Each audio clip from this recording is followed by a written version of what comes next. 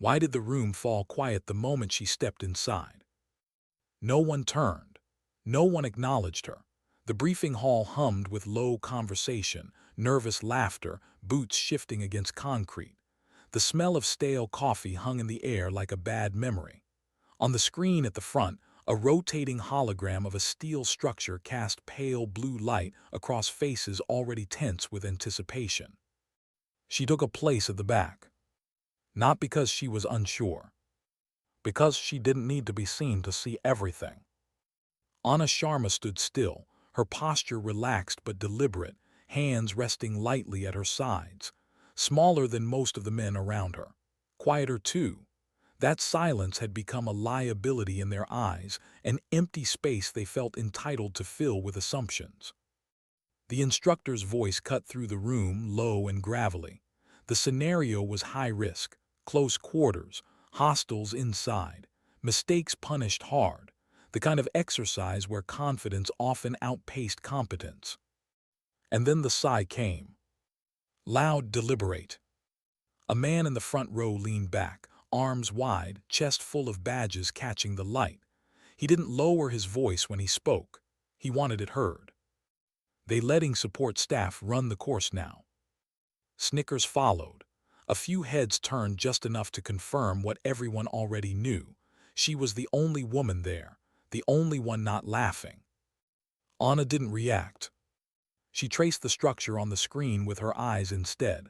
Lines, angles, kill zones, places where people died because they mistook speed for awareness. She learned long ago that reacting wasted energy. Observing didn't. The instructor shut the room down with a single look. The moment passed, or at least that's what they thought. But Anna logged it away, not emotionally, practically. Words mattered, patterns mattered, behavior under pressure mattered. Later, while others blew off steam and replayed the day in loud voices over metal trays, she sat alone in the base library. Quiet, forgotten. She typed with steady hands, documenting everything. Names, words, time stamps. Not because she was angry. Because documentation was protection. That night, alone in her barracks room, she laid out her gear with almost ritual precision. No photos, no keepsakes, just one worn patch, a phoenix stitched in gray thread, a reminder from a life she rarely spoke about. She cleaned her rifle slowly, methodically. The world could be chaotic, unfair, loud, but mechanisms didn't lie. Angles didn't care who you were, physics didn't mock you. Tomorrow would matter. And no one in that room had any idea why. Why did the instructor hesitate before assigning her position? The staging area buzzed with tension the next morning. Helmets snapped into place. Gloves pulled tight. The air felt charged like something waiting to break. Assignments were read out. And then came the pause. Sharma, you're on point. The silence hit harder than any insult. Point man was the most exposed role, the first through the door, the one who absorbed mistakes made behind them. The man who'd mocked her stiffened. His jaw tightened. This wasn't just an assignment, it was a challenge to his authority. She didn't argue, didn't smile, didn't explain. She checked her seals and nodded once. Inside the structure, shadows swallowed sound. Her movements were smooth, economical. She stopped at the first door, crouched low, fingers hovering inches above the ground. The man behind her hissed for speed. She pointed instead. A scuffed line in the dust, a wire thinner than a hair, a trap that would have erased them all in a real scenario. They bypassed it in silence. At the next door she listened, felt vibration through steel, something mechanical, something wrong. Again she paused. Again, impatience took over behind her.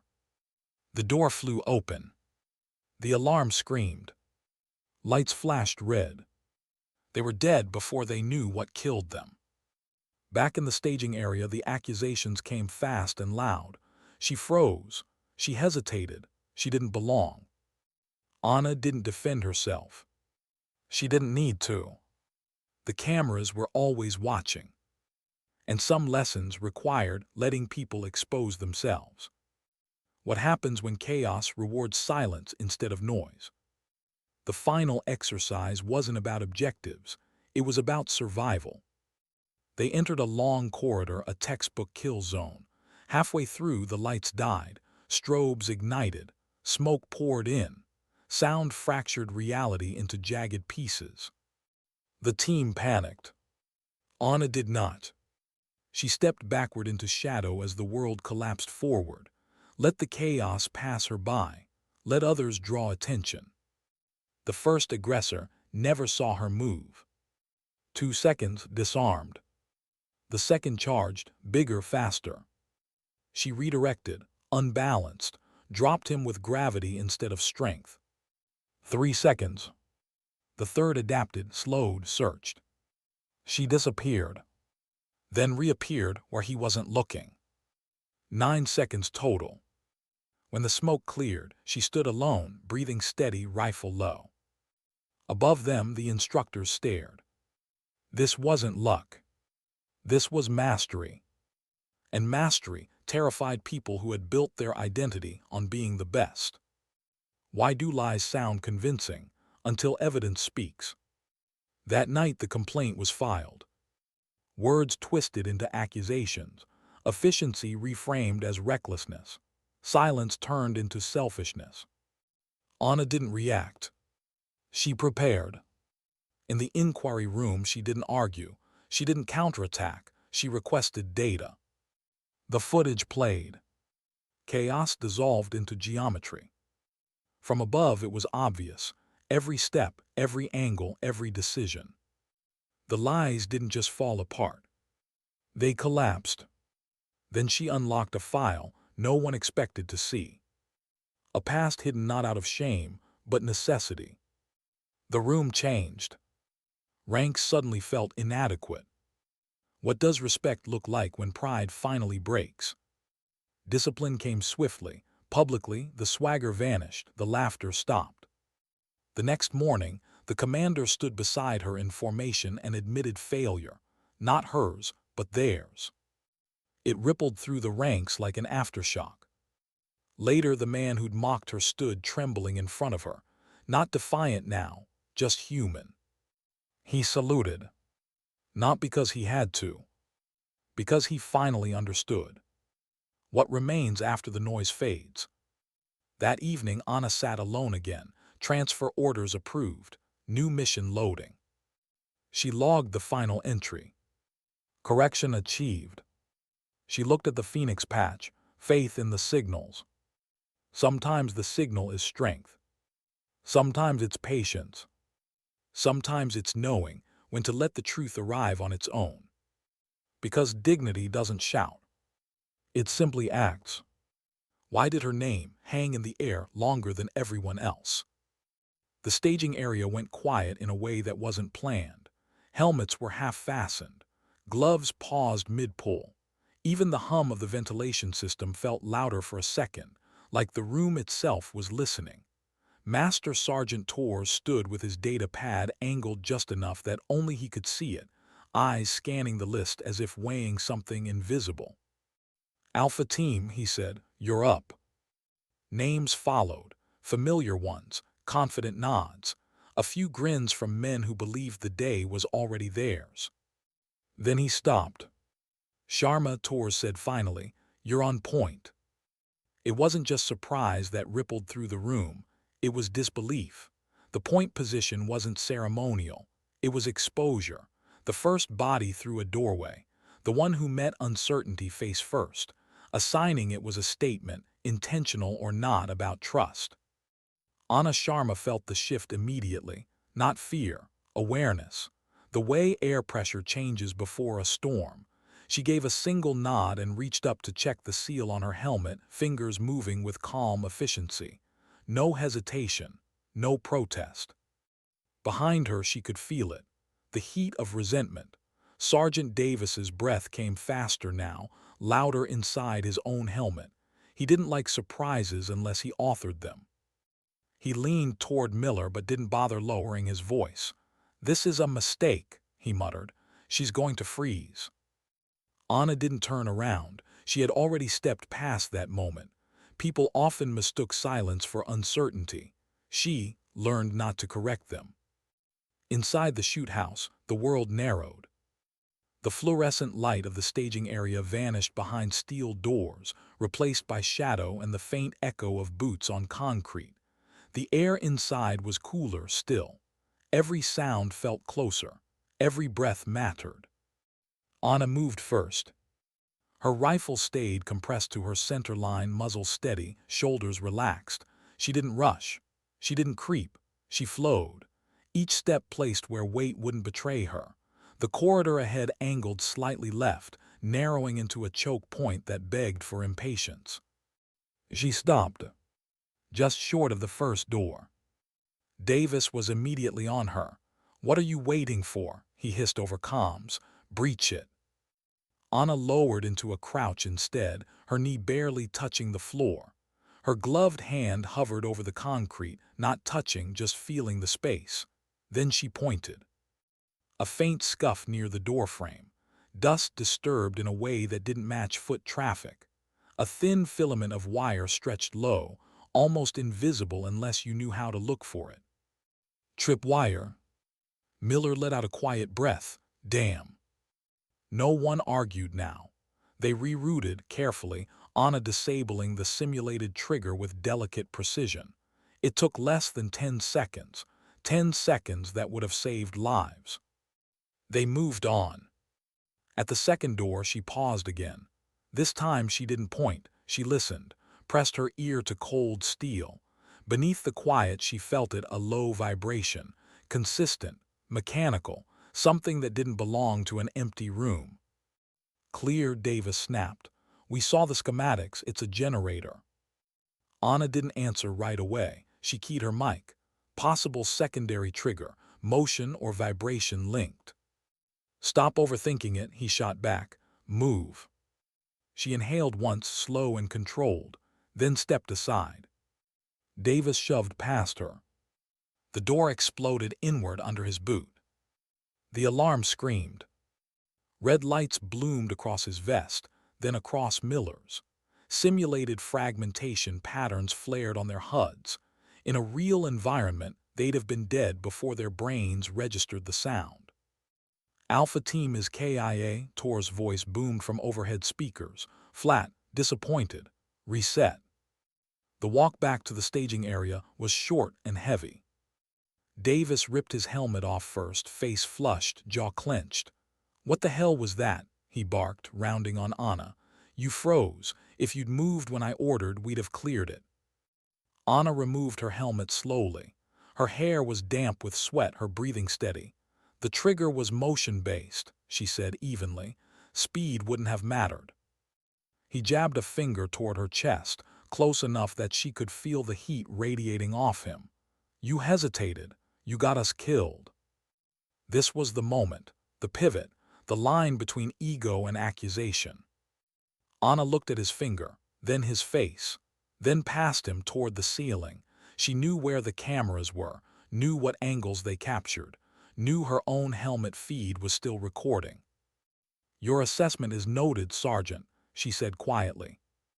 Then she turned away. The dismissal enraged him more than any argument could have. But rage needed an audience, and she refused to be one.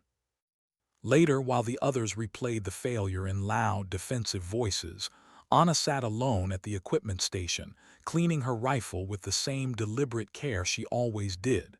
She wasn't angry. Anger blurred judgment. What she felt was something colder, a quiet disappointment. Team cohesion had been compromised before the exercise ever began. That night in her barracks room, she documented everything. Times, words, decisions, not emotionally, clinically. She cross-referenced camera placements again. Gantry feed G4, full corridor coverage, clean angles. Proof mattered. Sleep came easily. It always did after clarity. Morning arrived sharp and cold. The final evaluation was different. No objective, no extraction, just an ambush scenario designed to overwhelm, enter, and survive. Davis didn't look at her during the brief, spoke through Miller instead, clipped and curt. When they stacked up, he shoved her to the back. "Tail end," he said, "watch our six." It was meant as an insult, a demotion, the least critical position in his mind. Anna took it without comment. They entered the corridor. Long, straight, lined with doors, every instructor's favorite kill zone. Halfway down, the lights died. Darkness swallowed them whole. Then the strobes ignited. White, red, white. Smoke poured from vents, thick and choking. Alarms wailed, disorienting even through ear protection. The explosion at the far end rattled bone and balance alike. Davis shouted orders no one could hear. Miller stumbled into Chen. Targets bloomed across their vests in rapid succession. Anna had already moved. The instant the lights went out, she stepped back, pressing herself into the corner near the entry door. Deep shadow, maximum cover, minimum exposure. She became a negative space in the chaos. The first aggressor turned, sweeping for the last target. He didn't expect her to be behind him. She exploded forward, not with rage but precision, redirected his rifle, took his balance. A single controlled strike to a nerve cluster ended his fight before it began. 2 seconds. The second charged. She didn't meet force with force. She angled, hooked his leg, used gravity. He hit the floor hard, breath gone. 3 seconds. The third slowed, smarter he searched. Anna disappeared again. Then reappeared on his blind side, locking his weapon, controlling his wrist, forcing compliance without spectacle. 9 seconds. When it ended, she stood alone in the smoke, breathing calm, rifle low. Above them on the gantry, no one spoke. Because what they'd just seen wasn't aggression. It was understanding. And understanding, in the wrong context, frightened people more than violence ever could. How did the silence afterward feel heavier than the chaos itself? The strobes kept flashing even after the last body hit the floor. Red, white, red. Smoke curled and thinned, revealing concrete walls scuffed by boots and history. Alarms wailed, then slowly died, leaving behind a ringing quiet that pressed against the ears. Anna Sharma stood where the fight had ended, rifle held low, finger indexed, chest rising and falling in a calm rhythm that hadn't changed since the first second of the ambush. Her heart rate was elevated, but controlled, useful. She didn't rush to reset. She didn't look around for approval. She waited. From the floor, Sergeant Davis stared up at the ceiling, red lights blinking across his vest. His breath ragged with frustration rather than exertion. Miller lay on his side a few feet away, helmet tilted awkwardly, eyes wide behind the visor. Chen hadn't moved at all, frozen where the third instructor had pinned him before being neutralized. None of them spoke. They had felt the ambush as victims, overwhelmed, blinded, drowned in noise. But in the seconds before their sensors tagged them out, they'd seen flashes of something else. A figure moving where chaos should have been, motion that didn't fight the environment but used it. It unsettled them. "End exercise," Tor's voice finally echoed through the structure. "All personnel reset and clear the house." Only then did Anna exhale fully. She stepped back, slung her rifle, and helped the nearest instructor to his feet. The man accepted the hand without a word, his expression unreadable, eyes still tracking her movements as if trying to reverse engineer what he'd just experienced.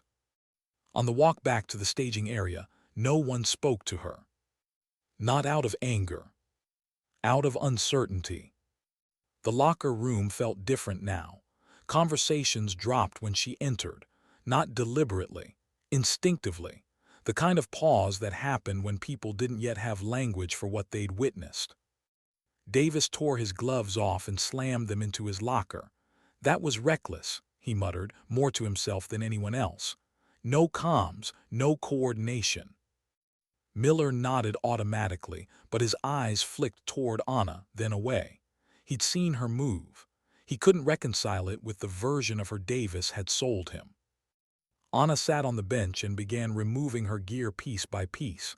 Helmet, vest, gloves, each motion precise. She didn't rush to fill the silence. Silence was honest. It gave people space to reveal themselves. Across the room, instructors whispered to one another. Short sentences, raised brows, subtle nods. One of them replayed footage on a tablet, scrubbing back and forth through the ambush again and again, slower each time. 9 seconds. No wasted motion. No panic. Later that afternoon, Torres called a brief huddle. No speeches. No congratulations. Just a reminder about professionalism and debrief schedules. His eyes lingered on Anna for a half-second longer than necessary, something unreadable passing between them. He knew. She could tell. That evening the whispers spread. Not loudly, not the way rumors usually did. This wasn't gossip fueled by bravado. It was cautious, almost reverent. People who had watched the gantry feed leaned closer to each other, lowering their voices as if afraid competence like that might overhear them. She didn't rush. She didn't freeze either.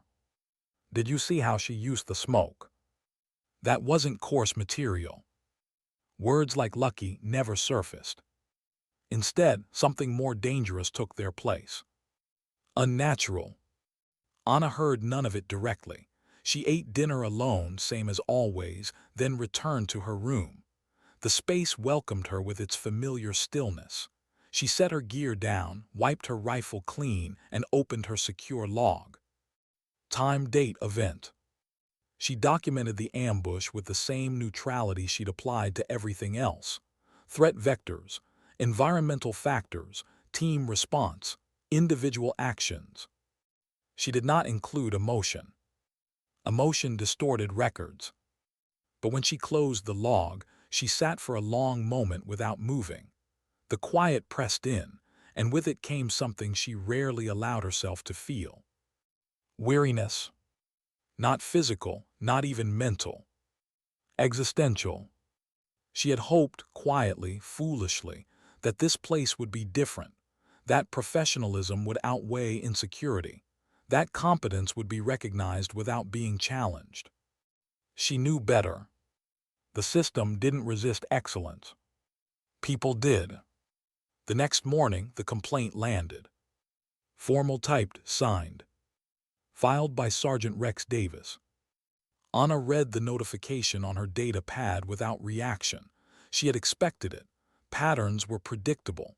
Ego followed humiliation the way night followed day. The language was sharp but careful. Accusations wrapped in doctrine. Reckless. Non-standard. Failure to communicate. Lone wolf behavior detrimental to unit cohesion. Miller and Chen's names were attached as witnesses. Anna closed the file and locked the screen. She didn't feel betrayed. She felt confirmed. Captain Evans scheduled the inquiry for the following morning. Procedure demanded it. Rank demanded it. The institution demanded the appearance of neutrality even when evidence leaned heavily in one direction. That night Davis rehearsed his story until it sounded like truth even to himself. He convinced himself he was protecting standards, protecting the team, protecting the identity he'd built piece by piece, badge by badge, certificate by certificate. Because if he wasn't the expert, then who was he? Miller barely slept. His conscience scraped against his ribs every time he closed his eyes. He remembered the darkness, the way Anna had vanished, the way the instructors had fallen. He knew what he'd seen. But he also knew Davis's temper. And fear had its own gravity. Anna slept deeply. Morning came. The conference room was cold, intentionally so. The air conditioning hummed with bureaucratic indifference. Captain Evans sat at the head of the table, posture straight, expression unreadable. Torres leaned against the back wall, arms crossed, silent. Davis spoke first.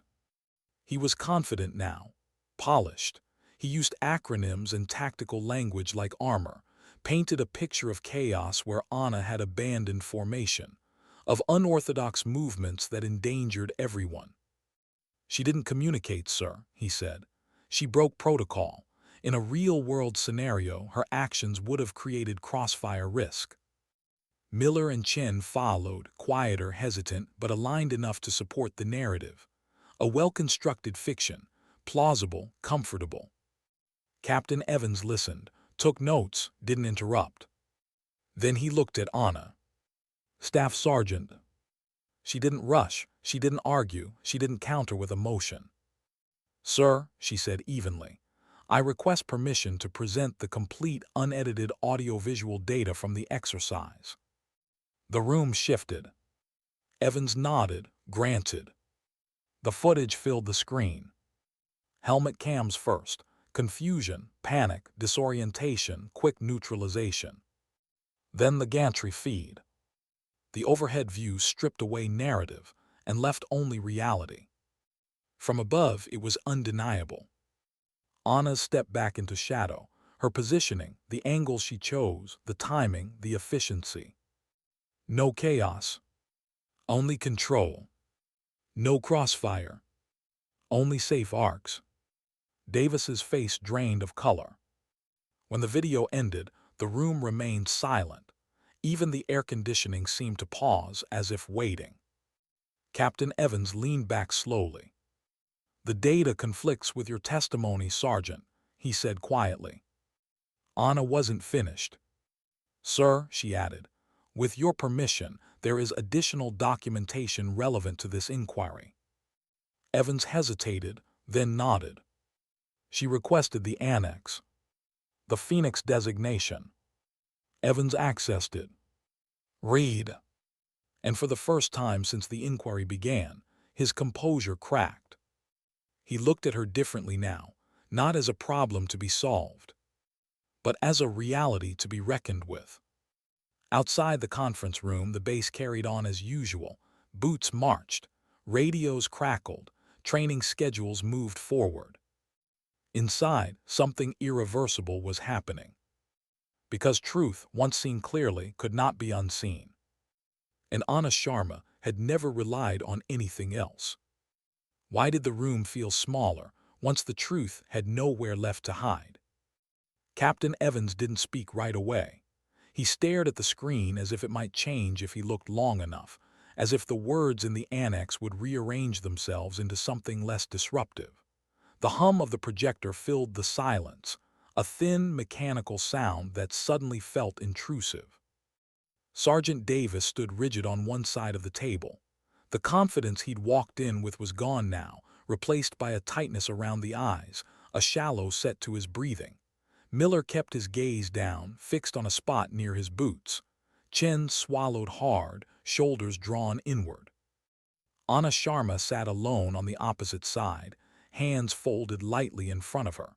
She hadn't shifted once since the footage ended. Not because she was trying to appear composed, because this was the environment she trusted most, rooms governed by rules, evidence, and clarity. Captain Evans finally looked up. "Master Sergeant Torres," he said slowly, "is the gantry feed complete and unaltered?" Torres didn't hesitate. "Yes, sir, continuous recording, no edits, standard course instrumentation." Evans nodded once, then turned his attention back to Davis. "Sergeant, you described Staff Sergeant Sharma's actions as reckless and uncoordinated." "Yes, sir," Davis said quickly, too quickly. "In the moment it appeared." "The footage," Evans cut in, voice firm but controlled, "shows deliberate positioning, safe angles of engagement, and effective threat neutralization. It also shows you issuing conflicting commands while disoriented." Davis opened his mouth, then closed it again. He searched for ground that no longer existed. "She didn't communicate," he tried again. "We're trained to move as a unit." Anna spoke then, not defensively, not emotionally. "Sir, verbal communication in that environment would have increased detection risk and added to sensory overload. My movements were visible to the team through peripheral vision and helmet feeds. I maintained deconfliction throughout." Evans studied her for a long moment. "You're saying you chose silence intentionally?" "Yes, sir." Another pause. Evans glanced at the annex again, scrolling slowly, his expression changing with each line. What he saw there wasn't just a list of qualifications. It was a pattern, years of specialized training, environments designed to break sensory processing, roles that required judgment when doctrine failed. He exhaled through his nose. "Staff Sergeant Sharma," he said carefully, "your file indicates prior assignment as a lead instructor for Joint Special Operations Integration." "Yes, sir." "And your specialty?"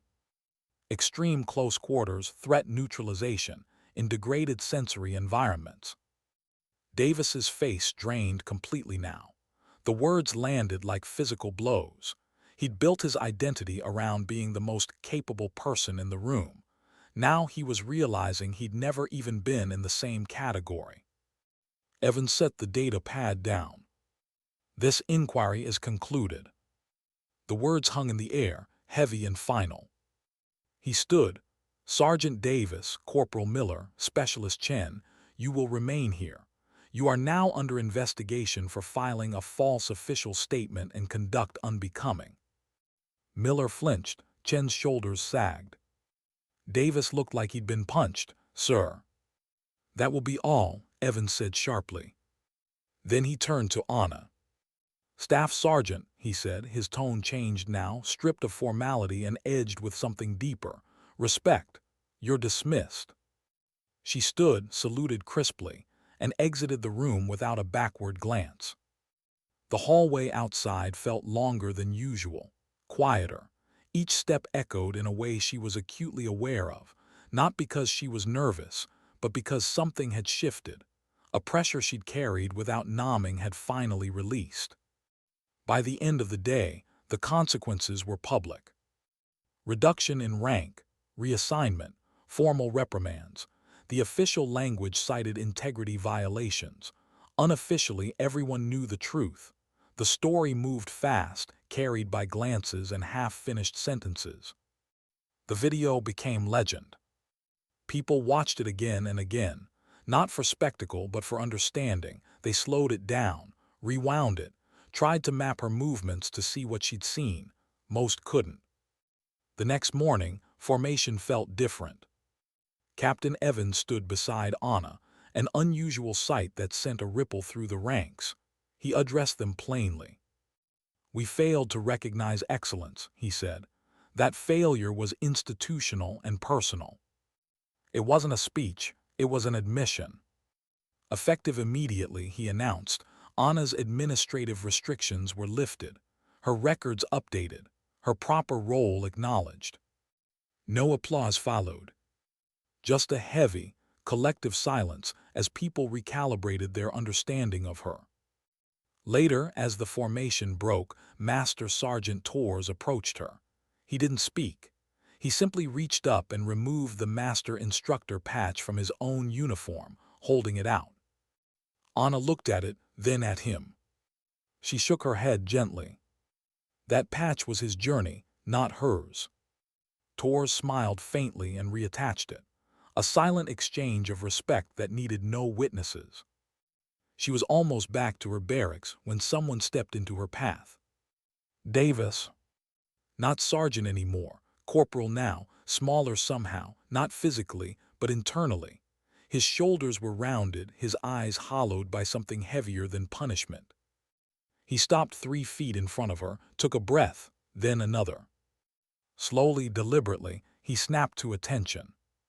His salute was perfect. Not hurried, not forced. When he lowered his hand, his voice was barely audible. "I was wrong." Anna met his gaze. She didn't nod. She didn't absolve him. She didn't need to. Acknowledgement was enough. That evening, back in her room, she sat at her desk and opened her secure log one last time. Inquiry concluded, procedure upheld, correction achieved. She paused, fingers hovering. On the desk beside her lay the Phoenix patch, frayed, quiet, enduring. Faith in the signals. The noise had been loud, ego, fear, assumption. But the signal had always been there. She closed the log. Outside, the base settled into night. Engines faded. Voices dropped. Tomorrow's missions waited, indifferent to yesterday's drama. Anna lay back on her bunk, hands folded behind her head, staring at the ceiling. She felt no triumph, only readiness. Because redemption wasn't about being seen.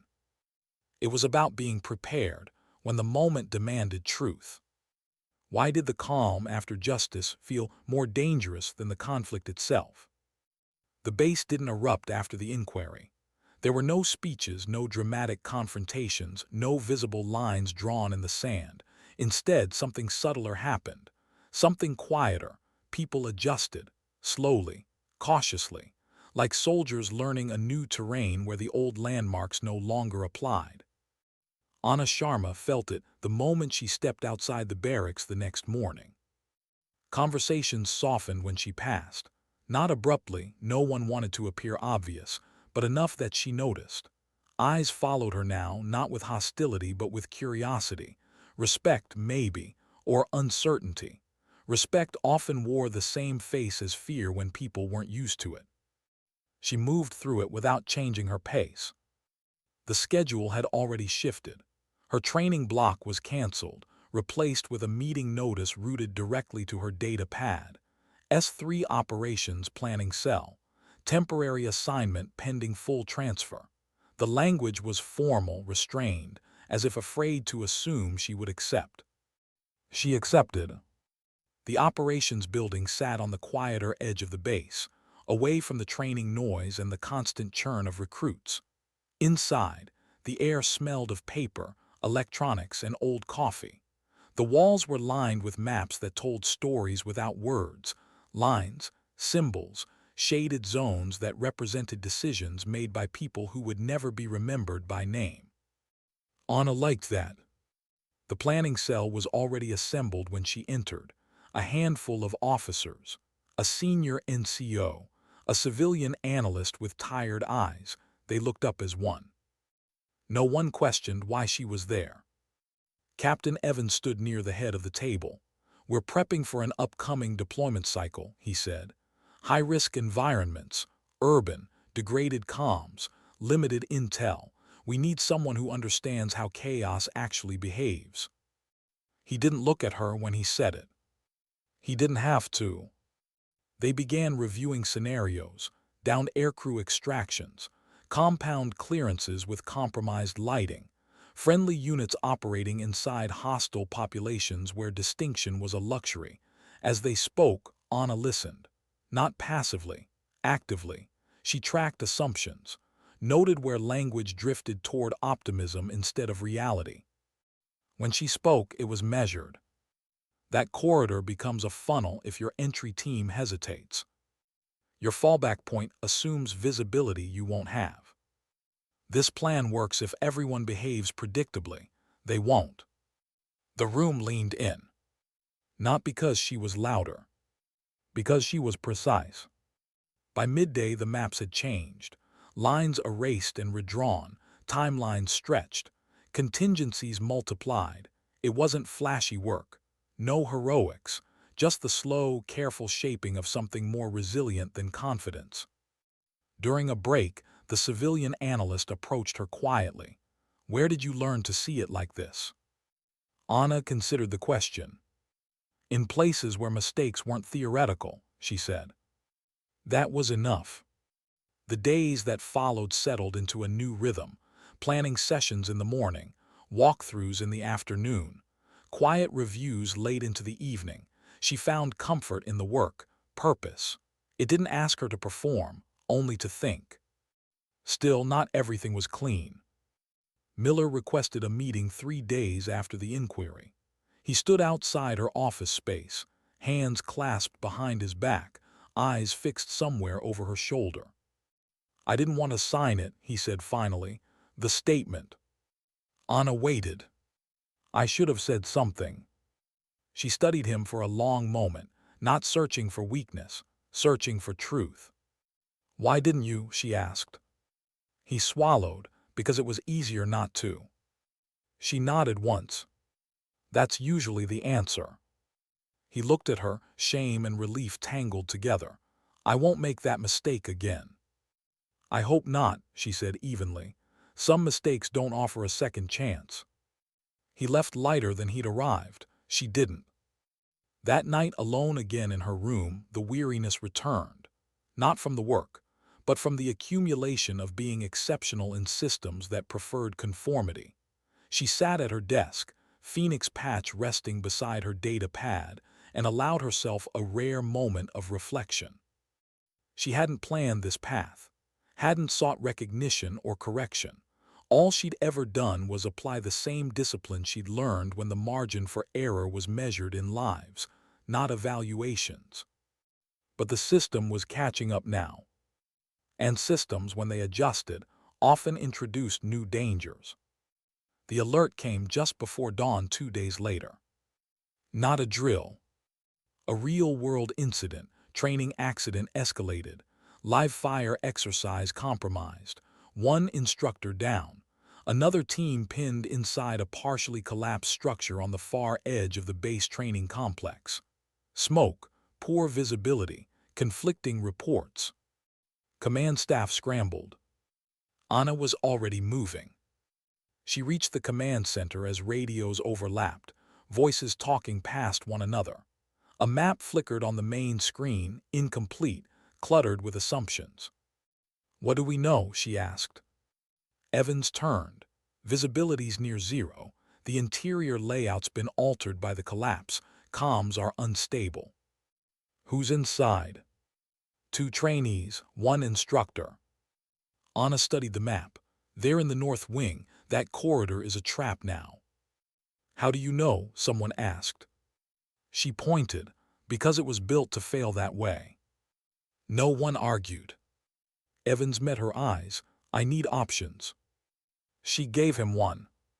Send me. The room froze.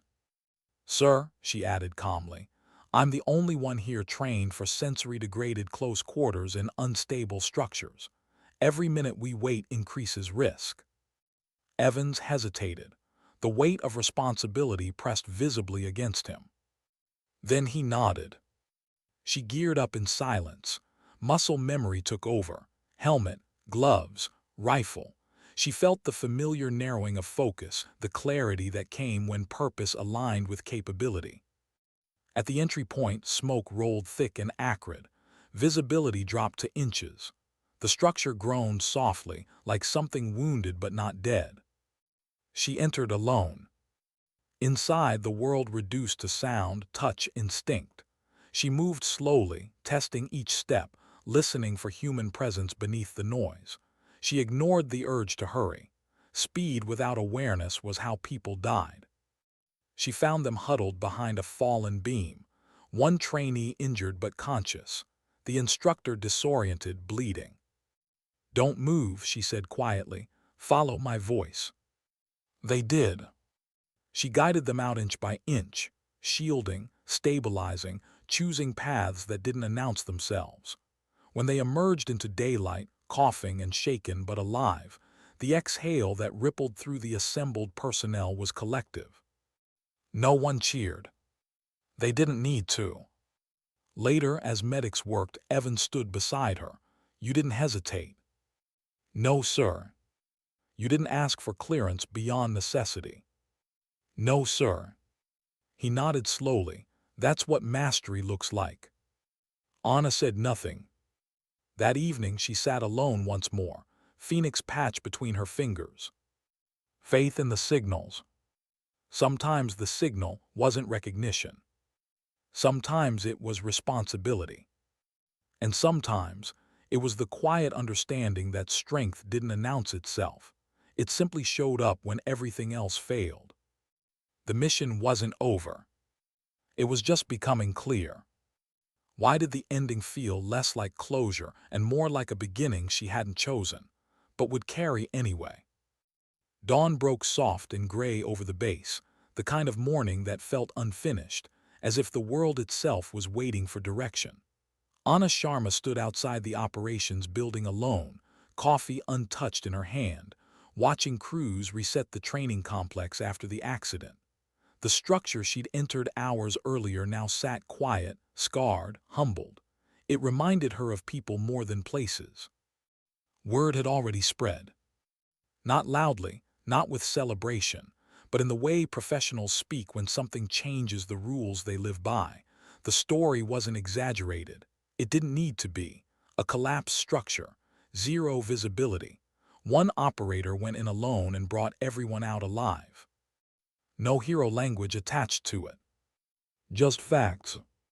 Inside, Captain Evans waited with a thin folder under his arm. He didn't ask her to sit. He didn't offer congratulations. Your transfer is no longer temporary, he said, effective immediately. She nodded once. You'll be embedded with S3 through deployment, advisory authority, direct access. Another nod. There was a pause, the kind that carried more weight than orders. Evans cleared his throat. You could have stayed invisible, he said. A lot of people do, it's safer. Anna met his gaze. Invisibility only works until someone needs you.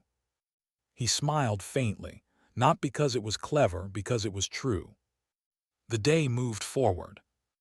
Meetings, briefings, quiet recalibrations as plans adjusted around her presence. She didn't dominate discussions. She didn't soften her assessments either. She spoke when clarity was needed and stayed silent when it was. People learned the difference quickly. That afternoon, Torres found her by the motor pool, watching vehicles cycle through maintenance. He stood beside her without speaking for a long moment. You never corrected them, he said finally, even when they were wrong about you. Anna shrugged slightly. Correction only matters when someone is ready to receive it. Torres nodded. You ready for what comes next? She didn't answer immediately. I've been ready for a long time, she said. What comes next just finally caught up. That evening she packed. Not much to gather. Her life had always been portable. Gear, documents, the Phoenix patch. She held it for a moment before placing it carefully into her kit. A symbol not of rebirth, but of endurance. As she stepped outside for the last time, she passed the training yard where recruits were finishing evening drills. One of them, a young woman, nervous and determined, hesitated when she saw Anna. Staff Sergeant, she asked quietly. Anna stopped. I heard what you did, the recruit said. I didn't know it was possible to be like that and still belong. Anna studied her face, saw the same question she'd carried for years. You don't belong because you fit, Anna said gently. You belong because you do the work. The recruit nodded, eyes bright, something solid forming behind them. Anna walked on. At the edge of the base, the transport waited, engines idled, maps and missions already loaded. The future wasn't clear, it never was, but it was honest. As she climbed aboard, she felt no triumph, no vindication. Only alignment. She took her seat, eyes forward, hands steady. Outside, the gate opened slowly. The world didn't care about what had been proven or who had been humbled. It cared about who would act when clarity was scarce and pressure was absolute. Anna closed her eyes for a brief moment, not to rest, but to listen. To the signals beneath the noise. Because sometimes strength doesn't raise its voice. Sometimes it simply steps forward when everything else steps back.